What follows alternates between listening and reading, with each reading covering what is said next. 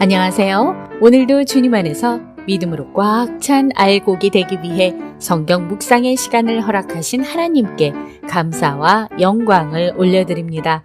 5월 21일 목요일 묵상 말씀을 시작하겠습니다. 누군가에게나 다시 떠올리고 싶지 않은 과거가 있습니다. 후회되는 선택이나 상처받았던 순간, 누군가에게 주었던 아픔과 마음 깊은 곳에 남아있는 죄책감까지 우리는 종종 과거의 기억에 붙들려 살아갑니다. 하나님은 우리의 과거를 단순히 덮어두지 않으십니다. 그 기억을 마주하게 하시고 그 실패의 자리에서도 구원의 이야기를 써내려 가십니다. 오늘의 제목은 새로운 과거입니다. 형제들에게 자신의 정체를 밝힌 요셉은 모든 고난이 생명을 구원하시려는 하나님의 섭리였음을 고백하며 눈물과 포옹으로 단절되었던 관계를 회복합니다. 오늘 본문 창세기 45장 1절에서 15절까지의 말씀을 함께 듣겠습니다. 요셉이 시종하는 자들 앞에서 그 정을 억제하지 못하여 소리질러 모든 사람은 나에게서 물러가라 하고 그 형제들에게 자기를 알리니 그때 그와 함께한 다른 사람이 없었더라. 요셉이 큰 소리로 우니 애굽 사람에게 들리며 바로의 궁중에 들리더라. 요셉이 그 형들에게 이르되 나는 요셉이라. 내 아버지께서 아직 살아계시니이까? 형들이 그 앞에서 놀라서 대답하지 못하더라. 요셉이 형들에게 이르되 내게로 가까이 오소서. 그들이 가까이 가니 나는 당신들의 아우 요셉이니 당신들이 애굽의 판자라. 당신들이 나를 이곳에 팔았다고 해서 근심하지 마소서. 안탄하지 마소서. 하나님이 생명을 구원하시려고 나를 당신들보다 먼저 보내셨나이다. 이 땅에 2년 동안 흉년이 들었으나 아직 5년은 밭갈이도 못하고 추수도 못할지라.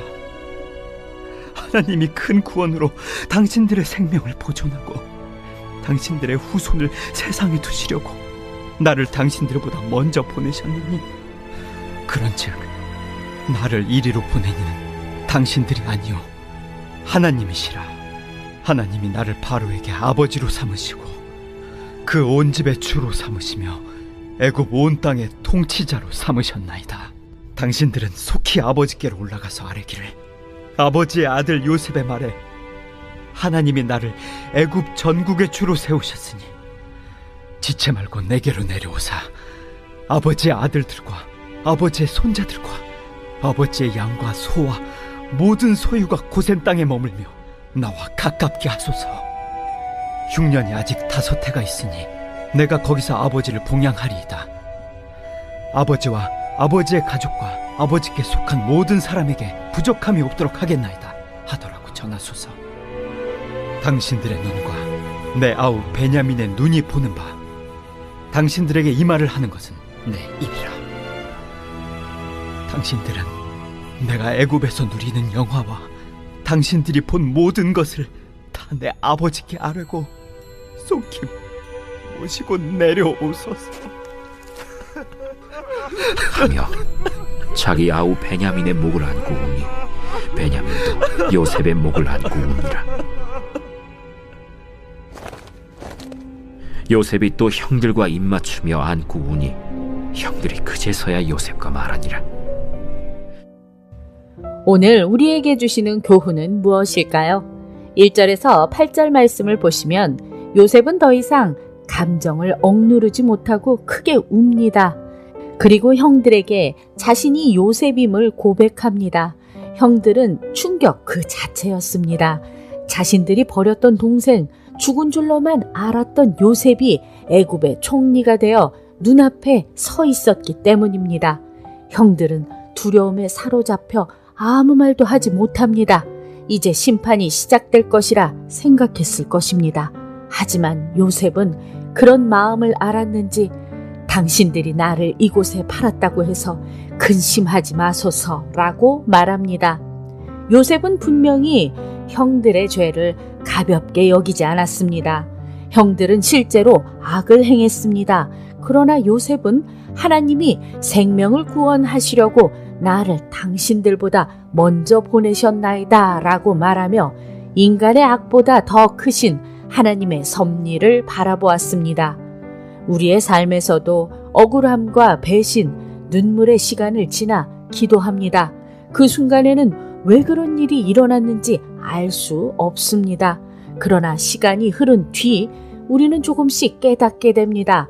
하나님은 우리를 버리신 것이 아니라 그 시간 속에서도 일하고 계셨다는 사실입니다. 요셉은 과거의 상처를 지우지 않았습니다. 형들은 요셉을 팔았다고 생각했지만 요셉은 하나님이 보내셨다고 말하며 그 상처를 새롭게 해석했습니다.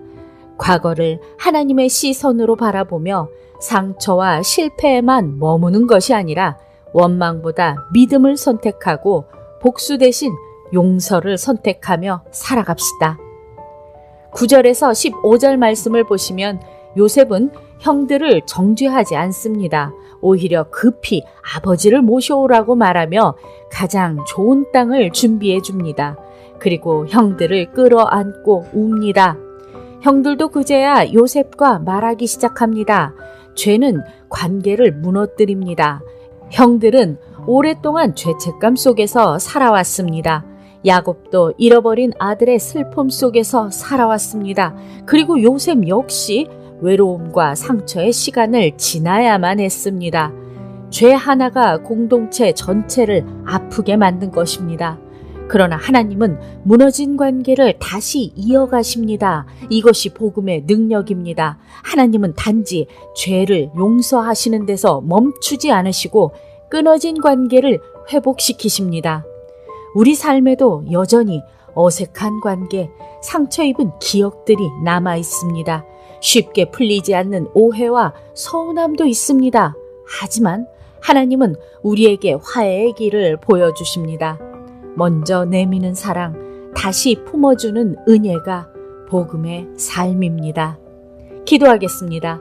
하나님, 오늘 우리에게 주신 말씀대로 주님의 섭리를 믿는 마음으로 과거의 상처를 믿음의 눈으로 다시 바라보고 회개하며 회복하는 삶이 되게 하여 주시옵소서.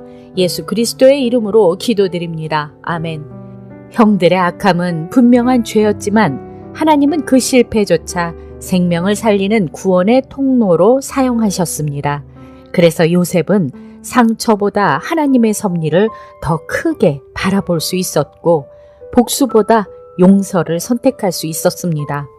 우리에게도 이해할 수 없는 시간들이 있었고 여전히 마음 아픈 기억들이 있습니다. 하지만 하나님은 그 모든 시간을 헛되게 두지 않으시고 상처의 자리에서 우리를 다듬으시고 은혜를 꽃피워내십니다. 우리의 과거보다 더 선한 미래를 준비하시는 하나님만을 의지하며 오늘도 광야 같은 세상에서 하나님의 말씀으로 승리합시다. 저는 내일 다시 찾아뵙겠습니다.